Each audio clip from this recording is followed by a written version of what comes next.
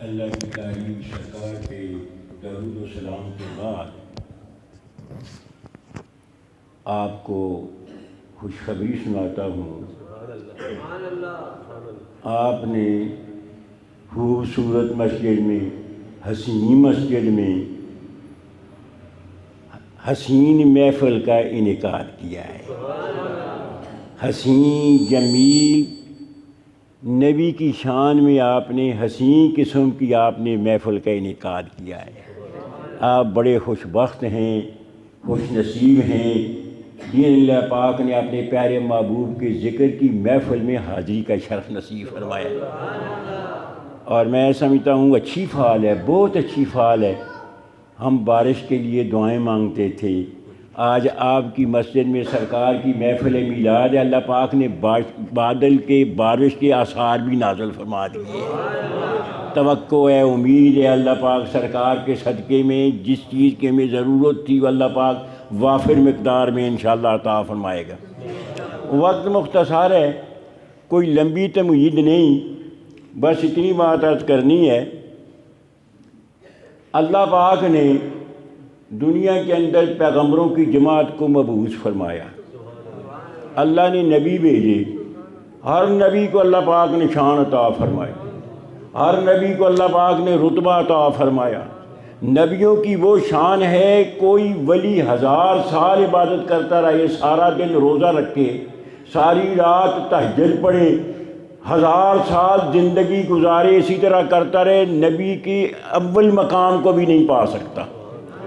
نبی اللہ کے نائب ہیں، اللہ کے خلیفہ ہیں، اللہ کے بھیجے ہوئے رسول ہیں۔ اللہ نے ان کو تلک الرسل فضلنا بعضهم علی بعض، اللہ نے بعض کو بعض پہ فضیلت بخشی ہے، درجات بخشی ہیں۔ کوئی نبی بھی گھٹیا درجے والا نہیں ہے، ہر نبی کو اللہ نے شانیں، ہر نبی کو اللہ پاک نے معجزات، کمالات، خوبیوں سے متصف فرمایا۔ لیکن جو خوبی اللہ پاک نے، جو شان، جو عظمت، جو بزرگی اپنے پیارے محبوب کو عطا فرمائی، اس مرتبے پہ کوئی بھی فائز نہیں ہو سکا۔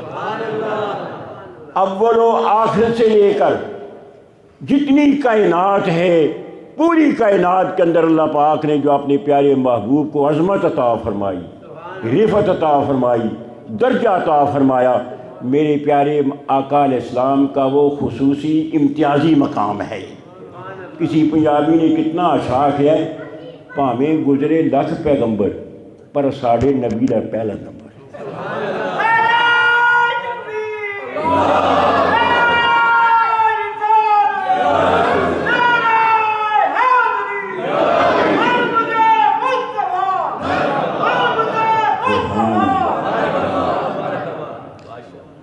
بڑے بڑے شانوں والے نبی گزرے، جلال والے گزرے، صفات والے گزرے، معجزات والے گزرے، مگر اپنے پیارے محبوب کو اللہ نے جو شان عطا فرمائی وہ میرے پیارے محبوب کی خصوصیت ہے۔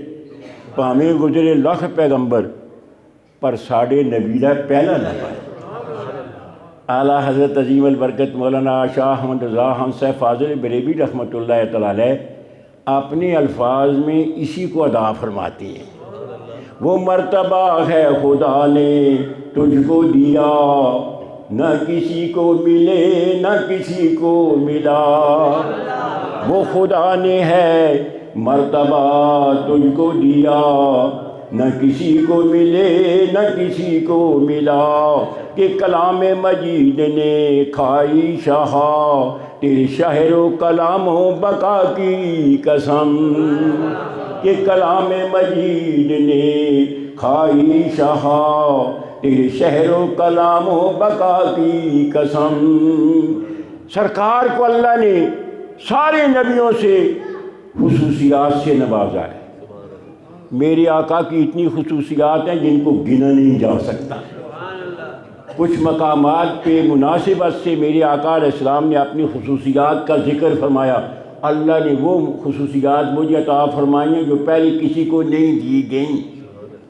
ایک حدیث میں آتا ہے 5 ہیں، ایک میں آتا ہے 7 ہیں۔ یہ جہاں میرے آقا علیہ السلام نے مناسب سمجھا بیان فرمایا۔ اصل بات کیا ہے، میرے پیارے آقا علیہ السلام کی خصوصیات کو گنا ہی نہیں جا سکتا۔ سارے نبی دنیا میں آتے رہے، حضرت آدم علیہ السلام تشریف لائے، آدم علیہ السلام کی اولاد میں سے آگے پیغمبر تشریف لاتے رہے، نوح علیہ السلام آئے، حضرت ابراہیم علیہ السلام تشریف لائے، موسیٰ علیہ السلام تشریف لائے، بڑے بڑے جلیل القدر پیغمبر تشریف لائے۔ لیکن جب پیغمبر تشریف لاتے تھے تو اس وقت منکر اور ان پہ ایمان لانے والے ظاہر ہوتے تھے۔ پیغمبر کی تشریف آوری کے بعد، اعلان نبوت کے بعد پتہ چلتا تھا یہ نبی پہ ایمان لاتا ہے، یہ نبی پہ ایمان نہیں لاتا۔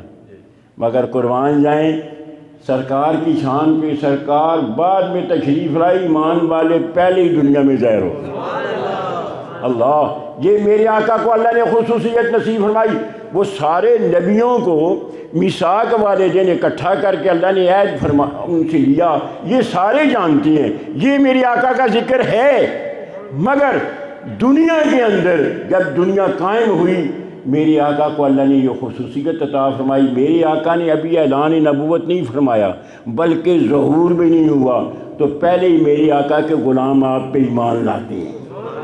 اللہ، وہ طبع حمیری، وہ بادشاہ، یمن کا بادشاہ جس کا یہ دعویٰ تھا ساری دنیا پہ میری بادشاہت ہے، اور مورخین میں معنی بھی ہے کہ ساری دنیا پہ اس کی بادشاہت تھی۔ یہ طبع حمیری بڑے لشکر کے ساتھ یہ دنیا کا سیر کرتا ہے، چلتا ہے، اس کے ساتھ ہزاروں اس کے پیروکار ہیں، علماء ہیں، فوجی ہیں اور عوام ہے، چلتا ہے، زمین کی سیر کرتا ہے۔ مکہ مکرمہ میں آیا، بات لمبی نہیں کرتا تاکہ میں جو کچھ عرض کرنا چاہتا ہوں اس کا کچھ احساس کر سکوں۔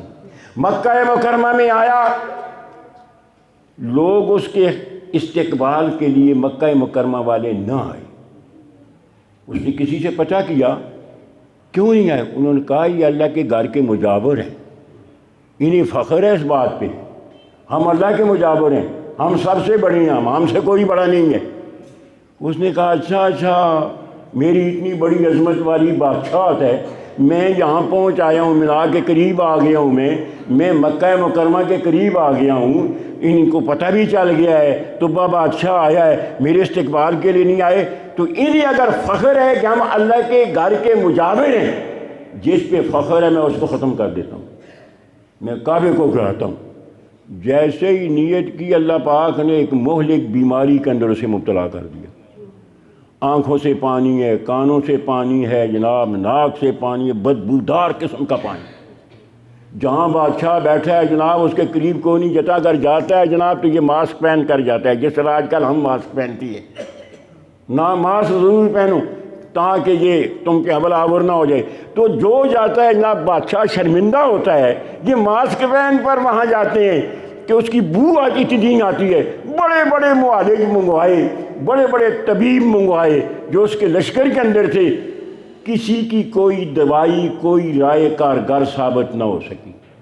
ایک بڑا سمجھدار ان کے اندر، علماء کے اندر ایک سمجھدار بندہ تھا، اس نے پیغام بھیجا اندر بادشاہ کو، اگر اجازت ہو تو میں کوئی نسخہ تجویز کروں، میں دیکھوں۔ بادشاہ نے کہا آئے، اندر گئے، کہنے لگے بادشاہ سلامت، بڑے بڑے طبیب آئے ہیں، علماء آئے ہیں، بڑے بڑے مشورے بھی دیے ہیں، میرا یہ خیال ہے کہ تجھے کوئی زمینی بیماری نہیں ہے، یہ آسمانی بیماری ہے، تو نے کوئی اپنی نیت بری کی ہے تو اس بری نیت کی تجھے سزا ملی ہے۔ شاید وہ عالم بھی کوئی صاحب نظر ہی تھا، اس نے کہا یہ زمینی بیماری نہیں ہے، یہ جتنے معالج تو نے منگوائے ہیں یہ زمین پہ رہنے والے لوگوں کا علاج کرتے ہیں، زمینی بیماریوں کا علاج کرتے ہیں، آسمانی بیماریوں کا علاج نہیں کرتے۔ تو آسمانی بیماری میں مبتلا ہے، تو نے اپنی نیت کو تبدیل کیا ہے۔ اس نے کہا بات تو تیری ٹھیک ہے، ویسے نیت میں نے تبدیل کی۔ اس نے کہا ابھی اپنی نیت کو تبدیل کر دے، اللہ پاک کرم فرمائے گا۔ پہلے ارادہ یہ تھا کہ میں جناب ان کو سزا دوں گا، مکے والوں کو میرے استقبال کے لیے نہیں آئے، میں جس پہ انہیں فخر ہے کعبۃ اللہ اس کے گرا دوں گا، یہ پروگرام تھا۔ بات جب اس عالم نے، بڑی عالم نے یہ مشورہ دیا، کہنے لگا یا اللہ میں تائب ہوتا ہوں، میں ان کا احترام کروں گا، تیرے گھر کا بھی احترام کروں گا۔ فوراً بیماری خشک ہو گئی جناب، بڑے بڑے ٹیکوں سے، نسخوں سے جو بیماری نہ گئی وہ جناب فوراً درست ہو گئی۔ اس کو تھوڑا سا کعبۃ اللہ کے ساتھ اس کا ایک تعلق ہو گیا، احترام۔ اس کے بعد اس نے کعبۃ اللہ کو، اس کے رہنے والوں کو بڑا احترام کیا، کعبۃ اللہ کا کیا۔ اور تاریخ کے اندر آتا ہے سب سے پہلے یہ تبہ جو ہے کعبے کو غلاف اس نے پہنایا تھا۔ یہ ایک تاریخی بات ہے کہ سب سے پہلے کعبۃ اللہ کو یہ کس نے پہنایا ہے یہ غلاف؟ یہ تبہ حمیری۔ تفسیر روح البیان کے اندر بھی ایسے ہی ہے، میرے پاس ایک جامع لطیف ہے اس کے اندر بھی ایسے ہی ہے۔ تو یہ جناب اس نے سب سے پہلے کعبۃ اللہ کا احترام کیا، ان لوگوں کا احترام کیا، قربانیاں اس نے وہاں دی۔ یہاں سے فارغ ہوا جب مدینہ منورہ کی طرف چلا، اللہ جب وہاں پہنچا بڑے بڑے علماء ہیں ساتھ، بڑے بڑے ادباء ہیں، بڑے بڑے وزراء ہیں، بڑے بڑے اس کے لشکر ہیں، بیٹھے ڈیرا لگایا وہاں۔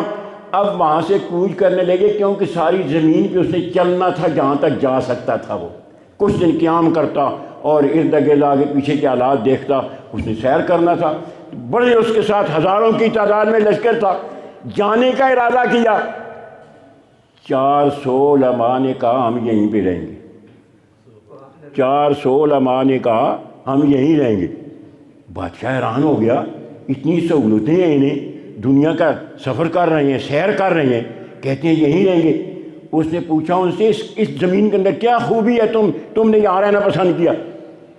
علماء نے کہا بات یہ ہے جو ہم نے اپنی پرانے صحیفوں میں، رسالوں میں، کتابوں میں پڑھا ہے، وہ آخر الزمان پیغمبر جو ہوں گے یہ ان کی ہجرت کی جگہ ہے، وہ ہجرت کر کے یہاں تشریف لائیں گے، لہذا ہم اس نیت سے یہاں ٹھہر رہے ہیں شاید ہمارے دور میں آ جائیں، ہمارے دور میں آئیں، ہماری اولاد کے دور میں آ جائیں، ہم ان پہ ایمان لائیں گے۔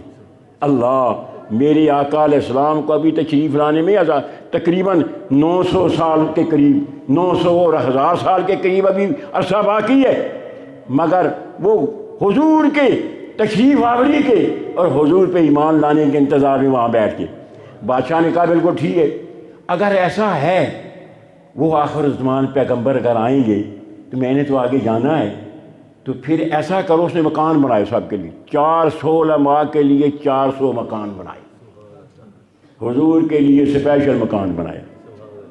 یہ حضور کی جہاں جا کر اونٹنی بیٹھی نہیں، حضرت ابو ایوب انصاری رضی اللہ تعالیٰ عنہ جس مکان میں رہتے تھے یہ حضور کے لیے اسی طبہ بادشاہ نے بنایا۔ اور میرا اپنا ایک ذوق ہے، میں وہ عبارت پڑھوں آپ کو تسلی ہوگی کہ اس بادشاہ نے اپنی عقیدت کا سرکار کے ساتھ کیسے اظہار کیا۔ اس نے وہاں پہ علماء کو مکان بنا کر دیے، لونڈیاں اس کے ساتھ تھیں، ان کی شادی ان کے ساتھ کرائی، اور وغیرہ وغیرہ جو تعظیم کر سکتا تھا اخراجات ان کو دیے۔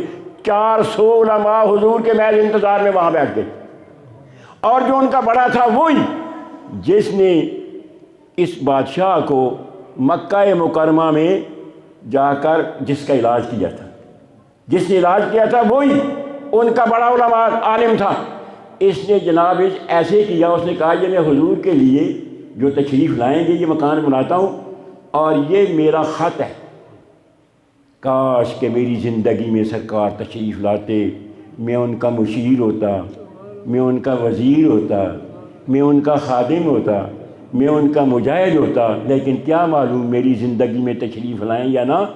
البتہ یہ میرا خط ہے، میرے خط کو اپنے پاس رکھو۔ اس بڑے جو بڑا عالم تھا اسے کہا، اور جب حضور تشریف لائیں تو یہ میرا خط ان کی خدمت میں پیش کرنا، اور تمہاری زندگی میں حضور نہ آئے تو تم اپنی اولاد کو وصیت کرنا، وہ اولاد دوسروں کو وصیت کرے، حتیٰ کہ میرا خط بھی یہ چلتا جائے تو میری وصیت بھی چلتی جائے۔ اچھا، اس بادشاہ نے خط کے اندر کیا لکھا تھا؟ اللہ اللہ اللہ اللہ، ثم کتب کتابا وختمہ بخاتم من ذہب۔ بادشاہ نے بڑے عالم کو وصیت کی اور کہا یہ حضور کے لیے میں نے مکان بنایا، اس کی حفاظت کرو، تم اس کے اندر رہو، اور میرا یہ خط حضور تک تم نے پہنچانا ہے۔ اگر تمہاری زندگی کے اندر حضور تشریف لائیں، اگر تمہاری زندگی کے اندر تشریف نہ لائیں تو تم اپنی اولاد کو یہ وصیت کرنا، اسی طرح میرا خط بھی چلتا جائے۔ ثم کتب کتابا وختمہ بخاتم من ذہب، سونے کی انگوٹھی کی مہر اس نے اس پہ لگا دی، ودفعه إلى عالمه الكبير الذي أبرأه من علته، جس بندے نے، جس عالم نے اسے اس بیماری سے ٹھیک کر دیا تھا، اس کے سپرد وہ خط بھی کر دیا۔ اب کہنے لگا یہ خط حضور تک میرا پہنچانے ہیں، اور خط کا مضمون کیا تھا؟ اللہ اللہ اللہ۔ وَأَمَرَهُ أَن يَدْفَعَهُ إِلَى مُحَمَّدٍ صلی اللہ علیہ وسلم إِنْ أَدْرَكَهُ وَإِلَّا يُوصِي أَوْلَادَهُ ثُمَّ أَوْلَادَهُم۔ میرا خط تو اگر حضور کے زمانے کو پا لے، حضور تک پہنچانا ہے، اگر تو نہ پائے اپنی اولاد کو وصیت کرنی، تیری اولاد دوسرے کو وصیت کرے، حتیٰ کہ حضور تک میرا یہ خط پہنچانا ہے۔ اس کے اندر کیا تھا؟ اما بعد، خط کے اندر یہ لکھا ہوا تھا جو کچھ میں نے یہ کہا ہے، اللہ کی تعریف کی ہے اور اللہ کی ثنا بیان کی۔ اما بعد فإنی آمنت بک وبکتابک، حضور میں آپ پہ ایمان لایا ہوں، آپ پہ اللہ جو کتاب نازل کرے گا اس کے نازل ہونے سے پہلے، آپ کے آنے سے پہلے ہی میں اس پہ مومن ہو گیا ہوں، میں ایمان لایا ہوں۔ انی آمن، یہ میرے پیارے محبوب کو اللہ پاک نے خصوصیت نصیب فرمائی ہے۔ حضور علیہ السلام کے ہجرت فرمانے سے 1000 سال پہلے کا یہ واقعہ ہے۔ 1000 سال پہلے میرے آقا علیہ السلام کے ابھی تشریف لانے کے کوئی آثار بھی بظاہر نظر نہیں آتے، مگر طبہ بادشاہ کہتا ہے حضور میں آپ پہ ایمان لایا، جو کتاب اللہ آپ کو عطا فرمائے گا میں اس کتاب پہ بھی ایمان لایا۔ وَبِكِتَابِكَ الَّذِي يَنزِلُ عَلَيْكَ، جو کتاب آپ پہ اترے گی میں پہلے ہی اس پہ ایمان لاتا ہوں۔ قربان جائیں، یہ میرے نبی کو اللہ نے شان عطا فرمائی، میرے نبی کی شان ظاہر کرنے کے لیے اللہ نے آسمانی کتابیں نازل فرمائی، اللہ نے صحیفے نازل فرمائے۔ جس طرح کسی جگہ کوئی بڑا جلسہ ہو، کوئی بڑے کسی مہمان نے آنا ہو، بڑے بڑے پمفلٹ نکالے جاتے ہیں، اشتہارات نکالے جاتے ہیں۔ اللہ نے جن کے لیے ساری کائنات کو بنایا تھا، اللہ پاک نے یہ آسمانی کتابیں نازل کر کے اپنے پیارے محبوب علیہ السلام کی پہل سے تشریف فرما دی۔ یہ مہمان خصوصی جن کے لیے یہ دنیا کا سٹیج یہ بنایا گیا ہے، وہ عنقریب تشریف لانے والے ہیں۔ اللہ پاک نے نبیوں کو بھیجا، تم اپنے سٹیج پہ ان کا اعلان کرو۔ حضرت ابراہیم علیہ السلام نے اعلان کیا، اور پھر اللہ پاک نے ان صحیفوں کے اندر سرکار کی تشریف آوری کا پورے نشان بیان کیے۔ وہ جو آخری نبی آئے گا اس کا نام کیا ہوگا، اس کا خاندان کیا ہوگا، کہاں پہ پیدا ہوگا، کہاں پہ ہجرت کر کے جائے گا، اس کے خصوصیات کیا ہوں گے، تاکہ کوئی دوسرا شخص محمد بن کر وہ آخری نبی ہونے کا دعویٰ نہ کرے۔ اللہ تو اس نے یہ کہا وَأَنَا عَلَىٰ دِينِكَ وَسُنَّتِكَ، اے اللہ کے پیارے محبوب میں آپ کے دین پر ہوں، آپ کے طریقے پر ہوں۔ حضور ابھی تشریف ہی نہیں لائے، حضور کا دین ظاہر ہی نہیں ہوا، حضور کا طریقہ ظاہر ہی نہیں ہوا۔ وہ بادشاہ اس خط کے اندر لکھتا ہے وَأَنَا عَلَىٰ دِينِكَ وَسُنَّتِكَ وَآمَنْتُ بِرَبِّكَ وَبِكُلِّ مَا جَاءَ مِن رَبِّكَ، میں آپ کے رب پہ بھی ایمان لایا، آپ کی وساطت سے میں آپ کے رب پہ بھی ایمان لایا، جو کچھ آپ رب کی طرف سے ایمان تشریف لے آئیں گے، اپنے ساتھ لائیں گے، میں اس پہ بھی ایمان لے آیا۔ اللہ من شرائع الایمان والاسلام، جو اسلام اور شریعت جو کچھ آپ لے کر آئیں گے میں اس پہ پہلے سے ایمان لایا۔ فَإِنْ أَدْرَكْتُكَ فَبِهَا وَنَعِمَتْ، حضور اگر میں آپ کو پالوں تو الحمدللہ، پھر اور کیا مجھے چاہیے، اگر میں آپ کا زمانہ پالوں تو الحمدللہ۔ وَإِلَّا فَاشْفَعْ وَلَا تَنْسَنِي يَوْمَ الْقِيَامَةِ، حضور آپ کا زمانہ نہ پا سکوں تو قیامت کے دن میری شفاعت کرنی مجھے بھولنا نہیں ہے۔ اسے کیسے پتہ چل گیا حضور شفاعت کریں گے؟ یہ اللہ پاک جن کو کسی اونچے مقام پہ پہنچاتا ہے ان کو اللہ پاک ان کے دلوں میں سچی باتوں کا القاء کر دیتا ہے۔ کوئی کسی نے نہیں بتایا، کوئی کتاب بھی شاید اس نے نہیں پڑھی ہوگی، مگر اس کے دل میں اللہ نے پہلے سے القاء کر دیا، میرا پیارا محبوب جو سب سے آخر میں آئے گا، قیامت کے دن شفاعت عظمیٰ کا دروازہ وہی کھولے گا۔ تو عرض کرنے لگا اے میرے پیارے محبوب فَإِنْ أَدْرَكْتُكَ فَبِهَا وَنَعِمَتْ، اگر میں آپ کا زمانہ پالوں تو بہت اچھی بات ہے۔ وَإِلَّا فَاشْفَعْ لِي وَلَا تَنْسَنِي يَوْمَ الْقِيَامَةِ، قیامت کے دن میری شفاعت کرنی مجھے بھولنا نہیں ہے۔ فَإِنِّي مِنْ أُمَّتِكَ الْأَوَّلِينَ، حضور میں آپ کے پہلے امتیوں میں سے ہوں، آپ کے آنے سے پہلے میں آپ پہ ایمان لا چکا ہوں۔ وَقَدْ بَايَعْتُكَ قَبْلَ مَجِيِّكَ وَأَنَا عَلَىٰ مِلَّتِكَ، آپ کے آنے سے پہلے ہی میں نے آپ کے ساتھ بیعت کر دی، آپ کا مرید ہو گیا ہوں، آپ ابھی نہیں آئے مرید۔ یہ اس بادشاہ نے لکھا، یہ خط بڑے عالم کو دیا گیا، اور اس مکان کے اندر جہاں سرکار تشریف لے گئے اس کے اندر ان کو ٹھہرایا گیا۔ خط چلتا چلتا چلتا چلتا حضرت ابو ایوب انصاری کے تک پہنچا، حضور تشریف لے گئے، حضور کی اونٹنی گئی، آپ قباء سے وہاں آپ چل کر بڑے جلوس کے ساتھ، آپ کا چونکہ یہ آپ کے والدہ کا یہ آپ کا نانکا خاندان تھا، یہاں نجار تھے سارے، یعنی وہ لکڑی کا کام کرتے تھے، تو حضور نے ان کو پہلے پیغام بھیجا وہاں سے پہلے باقاعدہ مسلح ہو کر، جس طرح قبائل مسلح ہوتے ہیں، کہیں جاتے ہیں تو اپنا پسٹل وغیرہ پرانے زمانے میں رکھتے تھے، آج کا تو سختی ہو گئی ہے، تو وہ قبائل بھی اپنے اس رواج کے مطابق اسلحہ لیا، تلواریں لیں اپنے ساتھ، تو حضور نے فرمایا جلوس کی شکل میں آؤ، مجھے قباء سے آ کر لے جاؤ۔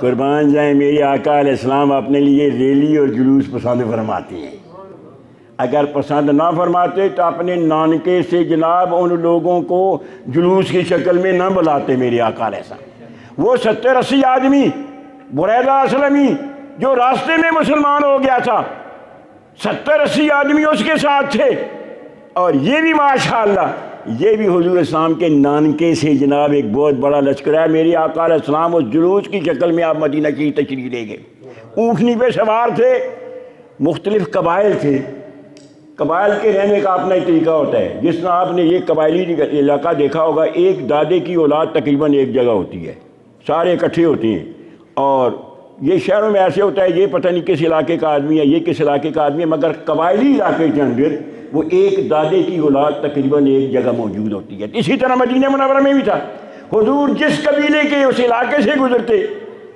عرض کرتے وہ قبیلے والے حضور آپ ہمارے پاس تشریف لائیں، حضور فرماتے اس کو چھوڑ دو، فَإِنَّا مَأْمُورَةٌ، اونٹنی کو پتہ ہے کہاں ٹھہرنا ہے، اللہ اونٹنی کو پتہ ہے کہاں ٹھہرنا ہے، تم کسی سواری پہ سوار ہو اس کو پتہ ہوتا ہے راستہ نیا ہو، ایک ہے نا جو ایک گھر میں رہنے والی ہوتی ہے اس کو پتہ ہوتا ہے میں نے اپنے گھر جانا ہے، جو پہلی دفعہ سفر کیا اس کو کیا معلوم ہے میں نے ٹھہرنا کہاں ہے۔ قربان جائیں میرے آقا کو اللہ نے اتنے بڑے علوم کا ذخیرہ دیا، آپ جس اونٹنی پہ سوار ہو گئے اس کے اندر بھی روشنی ہو گئی، اس کو ہی پتہ چل گیا حضور نے کہاں پہ ٹھہرنے جا کر۔ قربان جائیں یہ حضور کا تصرف تھا، وہ اونٹنی حضور نے فرمایا میری اونٹنی کو چھوڑ دو، فَإِنَّا مَأْمُورَةٌ، تاریخ کے اندر بالکل یہ الفاظ موجود ہیں، اس کو حکم دیا گیا ہے، جہاں حکم دیا گیا ہے وہاں جا کر رکے گی۔ مسجد نبوی جس جگہ موجود ہے اونٹنی تھوڑی دیر وہاں جا کر بیٹھی، مگر حضور نے اپنا سامان جو سفر میں تھا آپ کے ساتھ نہ اتارا، پھر وہاں سے اٹھی جہاں حضرت ابو ایوب انصاری کا وہ مکان تھا اس مکان کے آگے جا کر بیٹھ گئی۔ حضور نے فرمایا بس ہم نے یہاں اترنا ہے، یہ اپنے ٹھکانے پہ آ گئی ہے۔ قربان جائیں تو بہرحال جب حضور وہاں تشریف لے گئے حضرت ابو ایوب انصاری رضی اللہ تعالیٰ عنہ نے وہ خط نکالا جو ان کو اپنے آباء و اجداد سے وہ خط ملتا تھا، ملتا آیا، نکالا دیا، حساب لگایا گیا کہ اس خط کو لکھے ہوئے کتنا عرصہ ہو گیا، 1000 سال۔ یہ میرے آقا کی شان ہے، 1000 سال پہلے میرے محبوب علیہ السلام پہ تبا بادشاہ ایمان لایا، اور اس نے کہا حضور آپ قیامت کے دن مجھے نہ بلانا، اگر میں نے زمانہ پا لیا تو بہتر ہے۔ یہ میرے آقا کی خصوصیت ہے، حضور کی یہ خصوصیت ہے، 1000 سال پہلے حضور علیہ السلام کا تذکرہ ہوا۔ یہ آقا علیہ السلام کو اللہ پاک نے جو خصوصیات عطا فرمائی ان میں سے میرے آقا کی یہ خصوصیت ہے۔ آپ ابھی تشریف نہیں لائے، 1000 سال بعد تشریف لائے، مگر قربان جائیں میرے آقا علیہ السلام پہ ایمان لانے والے اس وقت بھی موجود تھے۔ قربان جائیں ایک اور بات شاید آپ نے یہ سنی ہوگی، نہیں سنی تو آج سننے میں، حضور کے خاندان کے اندر آپ کے آباء و اجداد کے اندر غوث زمان حضرت خواجہ عبدالرحمن چودھری رحمۃ اللہ تعالیٰ علیہ نے آپ نے اپنے مجموعہ صلوات الرسول کے اندر حضور علیہ السلام کا جو شجرہ لکھا ہے وہ حضور سے لے کر حضرت آدم علیہ السلام تک لکھا ہے۔ ویسے عام علماء یا مورخین پیچھے رک جاتے ہیں، کہتے ہیں آگے ہمیں پتہ نہیں چلتا پیا، آگے اندھیرا آ گیا ہے، نہیں پتہ چلتا یہ کون تھا، یہ کون تھا، کیوں تاریخ تھی نہیں اس وقت اتنی۔